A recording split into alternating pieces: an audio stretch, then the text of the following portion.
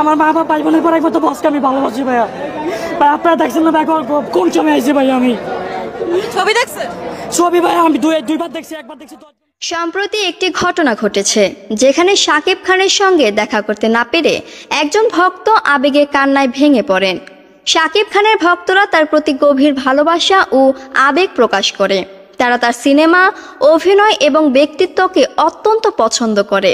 ভক্তরা শাকিবের জনপ্রিয়তা ধরে রাখতে সোশ্যাল মিডিয়া থেকে শুরু করে বিভিন্ন প্রচারণায় সক্রিয় থাকে। তার সিনেমার প্রচারণায় তারা গুরুত্বপূর্ণ ভূমিকা পালন করে। শাকিব খানের স্টাইল, ফ্যাশন ও অভিনয়ের ধরন অনেকে অনুসরণ করে।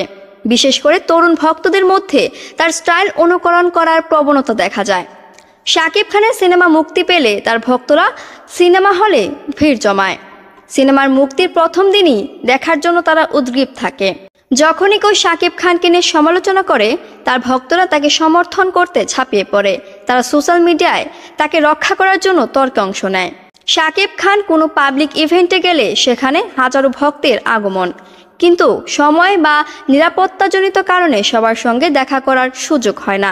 অবশেষে পরিচালক অনন্য মামুন শাকিব খানের ভক্তকে তার সাথে দেখা করার সুযোগ করে দিবে বলে প্রতিশ্রুতি দিয়েছেন। তখনই কিন্তু ওইটা বলছে। সো আমি আমার পার্সোনাল নাম্বার শেয়ার করেছি এবং আমি চেষ্টা করব উইদিন 1 ডে বা 2 ডের মধ্যে ওকে মিট করে দেওয়ার। শাকিব খান সম্পর্কে আপনার মতামত অবশ্যই কমেন্ট করে জানাবেন। পরবর্তী ভিডিও পেতে আমাদের ফেসবুক পেজ এবং ইউটিউব চ্যানেলটি সাবস্ক্রাইব করে আমাদের সাথেই থাকবেন। আল্লাহ হাফেজ।